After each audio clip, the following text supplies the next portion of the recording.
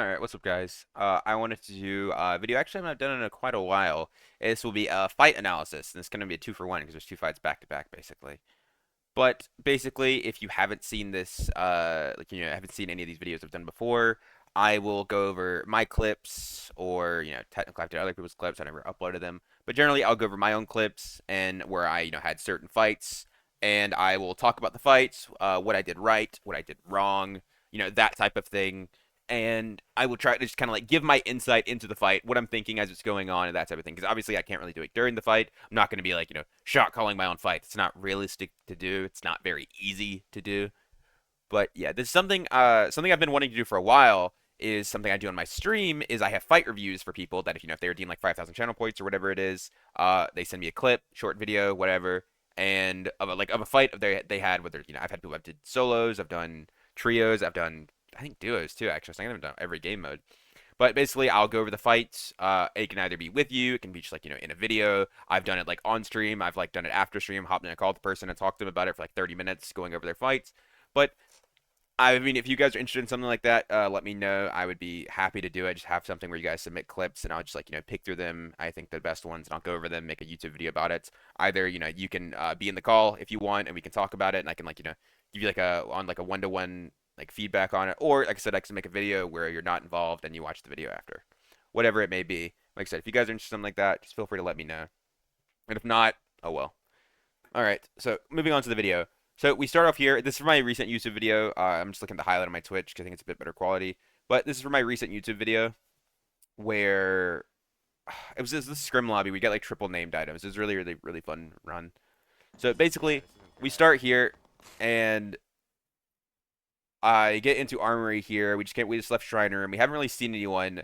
So we know either people have been fighting, or we know there's either people dead already, or there's people that have been fighting. So we knew the lobby is full. We saw everybody like the loading screen, so we knew the lobby is pretty much full. A bunch of gold teams, and we haven't seen them yet. So we're like, okay, they've got to be around here somewhere.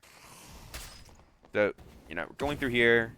Kill the mage. I see the archers. I already saw the archers weren't alive, so I'm already pretty sure there's people that's been through here, but around here. I peek the corner. I see a bard and a cleric, both gold. You can kind of tell from here, and they're looting their teammate, or not their teammate. My bad. They're looting a body. So my first assumption is potentially either their teammate's dead because they just fought, or this is a team they killed. Because I don't actually know if is that a red pot back there, right here. That kind of looks like a red pot. Maybe that's the fighter back there that's on their team. But initially, you see people looting a dead body. You could assume a few things. One, they just rezzed their teammate, like at a res shrine, and he came back looting his body.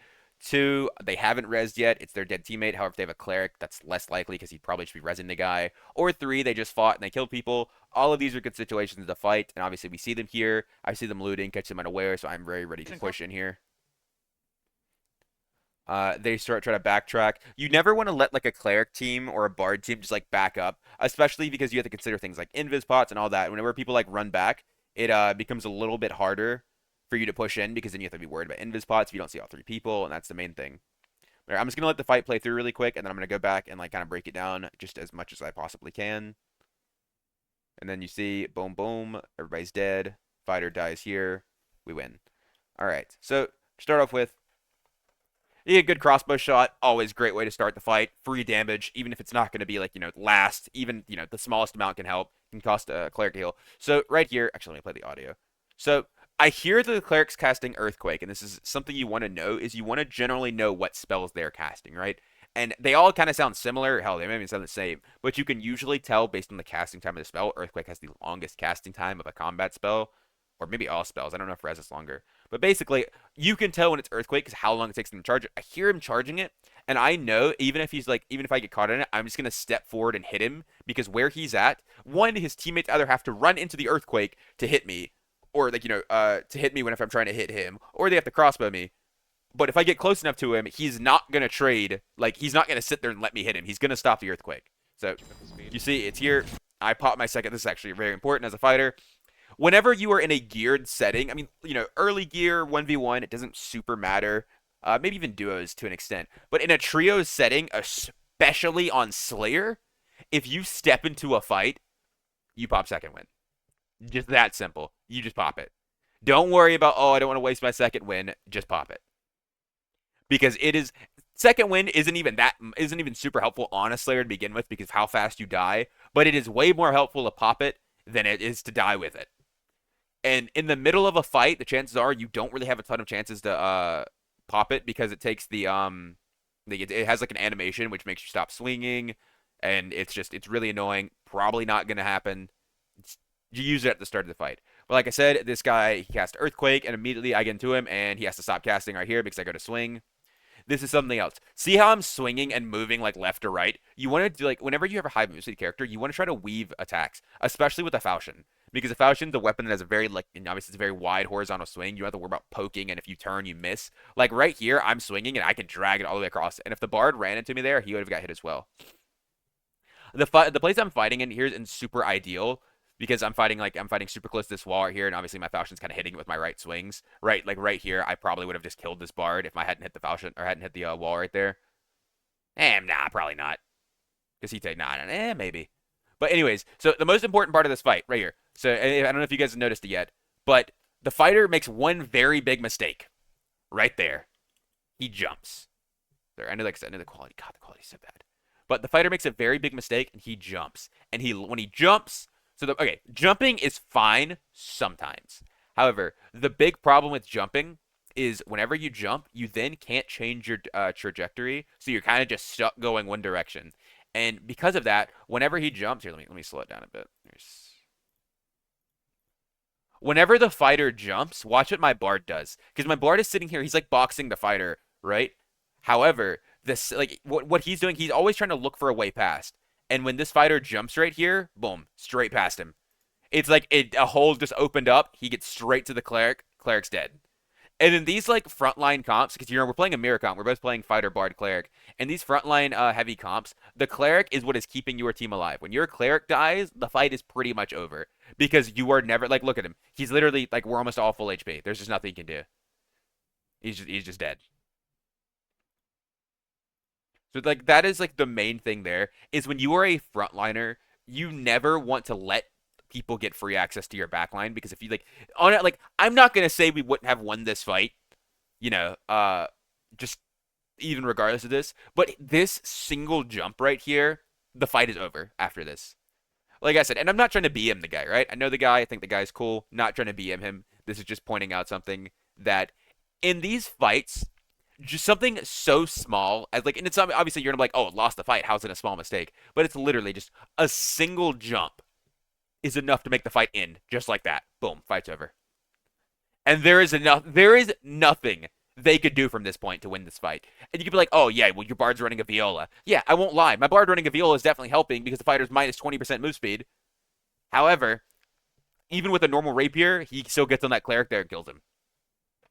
Also, the thing I'm doing here is, yeah, I'm playing Slayer Fighter, and yeah, Slayer Fighter is generally a carry of a team where you want to run, like try to get to the back line and kill people. However, that's not necessarily what has to happen. In these frontline heavy comps, most of the time, what's going to come down to, assuming people play well and don't let their cleric get free access, is it just kind of comes down to one, can we burst through their heals, or two, can we out sustain their heals? Are we doing more damage than they are to them than they are to us? That their cleric has to waste more heals, and thus they run dry before we do. And if either of those happens, then automatically you pretty much win the fight.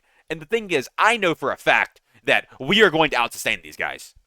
I know we are doing way more damage than they are because I'm a Slayer, he's plate, so automatically I'm doing more damage. My bard has Viola, his doesn't. That's more damage. So even with like that's the reason you see me sitting here and I'm not actively trying to get around this guy to go to the front line.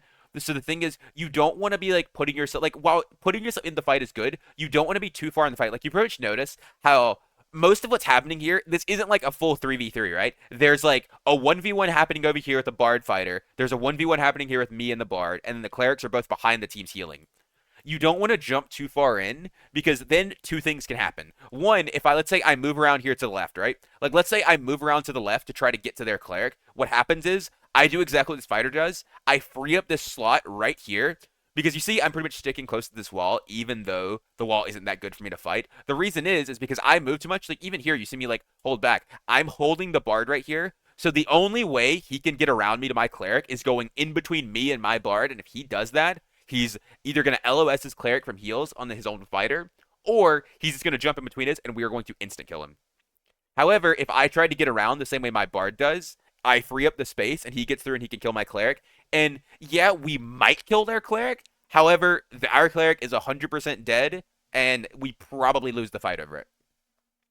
That's why my bard is the one that's diving here, because whenever he frees up the space to go in the fight, I notice I'm still holding off both people. If the fighter decided not to chase him, which to be fair he shouldn't have, he should have just full committed to me there. If the fighter decided to not chase him and sit on me, I can still sit there and hold both of them off. But yeah, and like I said, other than that, like taking up space, like it's a very important aspect of being a frontline. It doesn't matter what level of frontline you are.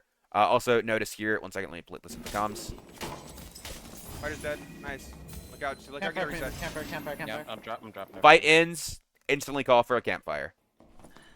This is, the cleric has to sit. I mean, to be fair, they just killed the team. I should have sit. However, I don't think it's not as bad as me. It's not as bad as me, you know, me not sitting, not having my second win is not as bad. If I were playing, I think on Slayer specifically, it's not as bad. However, obviously, I mean, I kind of want that loot. I ain't gonna fucking lie to y'all. I mean, y'all know what I mean. Look at all that juicy loot. There could be one more. But other than this, also the thing is, he gets hit here, and before the campfire, I mean, I'm never gonna sit before the campfire's done, right? Because I don't need to. But I kind of thought he would sit here, because you always want to have at least one person standing up. It's better for me, especially in this area, right? This is like this part of the map. This is a very popular area. People are here all the time. I mean, as you see, like we just killed a team that had just killed a team here. So there's already been 3 teams here total, at least. So it's very possible for people to show up. And me not having my second win, but standing up to defend my cleric in case something happens, in case like, you know, rogue pops up or whatever. And especially in an area like specifically this area where you have so many different paths people can be coming from. It's always good to have as many people standing up as possible so you can be scouting. Other than that, you know, we get the loot here. That Viola was great. And then that shit's broken, isn't it? a team even comes in behind us here, which is what I was saying. Nobody could get away from me. Oh, famine. No way. Yep. I hear people. People. Get up. From where? Fine, Gold Ranger. And see, I don't have my second win here. And I have full okay, so 2 things. We can if Careful, you want cross that. This is actually pretty important. What do you want to do? What do we So do? right here, From where? he says Fine, Gold Ranger. we only see a ranger right Careful, there. I don't want second And win. you don't hear Hydra, I have full spells. don't hear like We haste, can- invis, Careful, don't hear cross spells, Skelly to your right. don't hear any cleric spells. So few things you can assume. 1, they probably don't have a cleric because the ranger's pushing unbuffed. They probably don't have a warlock because you haven't seen him yet, and warlocks almost always play frontline with hydras. Yeah, the ranger could be alone. However, I think it's less likely the ranger's like hard pushing up here, you know, completely by himself. So you can pretty much already reload cleric and warlock. And if they're not running a cleric, they could be running a fighter. However, once again, we also don't see the fighter. Fighter's not likely, not impossible, just not likely. Pretty much guaranteed cleric and warlock aren't going to be here. And then moving on from that, wizard, like I said, haven't heard any wizard spells, haven't seen the wizard. By now, you probably would have heard something or seen something. Probably not a wizard. So this leaves us with a few options. But the main things that this Rangers teammates could be are rogues or other Rangers. We've only seen one Ranger who haven't been shot by more, so it's probably not Rangers, probably just rogues. What do you want to do? What are we doing? We backing up? We should try to get resets off if we can. I have full spell. Okay, just hold. I'm gonna do camp right down over here if you guys can hold. And then because Okay, I'm just gonna stop a second win. Obviously, like I said, I could have sat down and got it before. However, having my second win isn't like, I'm gonna say this, and it's gonna sound like obviously like contrary. It's not absolutely necessary. However, if you can get it and you have the freedom in a fight to get it, because me putting this campfire down here to get my second win, there's no there's no downside to it. If they push, I just stand up and I don't have it, and it's no big deal. And especially because they're playing a ranger, rangers don't really push into us. If they're playing, you know, ranger rogues definitely don't push into us, because how do they? There's too much area they have to close. I'm holding. You see, I get my second win. Pashi sits down for a spell. Bard's We holding. don't know. We don't know if there's a rogue. Yeah, we have to be careful of that. And they're like, my teammates calling out. Obviously, there could be a rogue. Where's he at? You see, the ranger's sitting here. The way, and like I said, the way he's holding here, we haven't seen anybody else. It's almost guaranteed at this point his teammate is at least one rogue. There's no way you wouldn't have seen a wizard, warlock, fighter, cleric, barb. There's no way you wouldn't have seen any of those characters. If they had a ranger, they'd have 2 rangers holding us. So it's pretty much just guaranteed his teammates are rogues. Straight ahead, yeah. Nipple on. Take a crossbow shot at a miss. I dodge an arrow here. Once again, pop my second wind. Like, obviously, it's super early, and I'm pretty sure I don't get hit a single time. However, he misses this arrow here, and then he's pretty much We just need dead. another gen, I think, top. Yeah, he's still. I heard somebody to the right. I'm on the rogue. I'm on the ranger. Nipple on. And even as I'm running down to chase this guy, so the thing is, like, I hear somebody on the right. However, me turning around here doesn't, like, I can't guarantee that I kill this person on the right, right? Like, there's no, like, they could just run out the door. However, I know this ranger's dead here.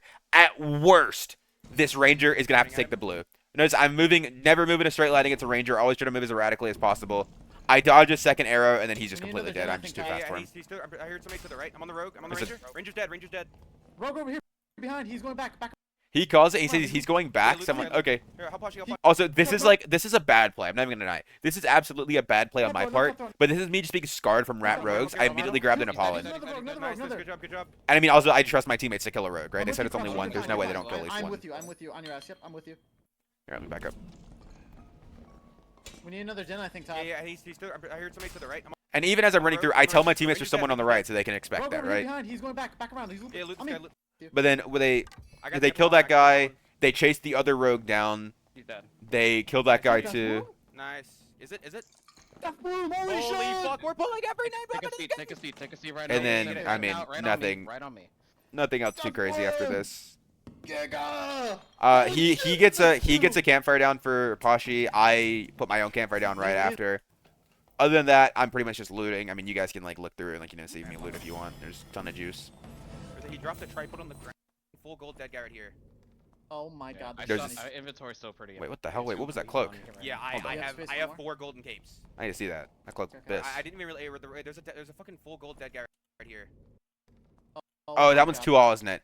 Oh yeah, I remember seeing this. This cloak's 2-all. Saddest thing you've ever seen in your life. Look at that, 2-all bis cloak. I saw. Tragic. So pretty. I was wondering why I didn't have that cloak. Bro, yeah, Okay, come okay. right here. Gold cape on this guy. Come. But yeah. So that pretty much sums it up for this video. I don't think like the second fight obviously doesn't have a ton to review. Just very like minute things. I think the biggest thing is the first fight that I talked about, specifically just like taking up space and everything like that.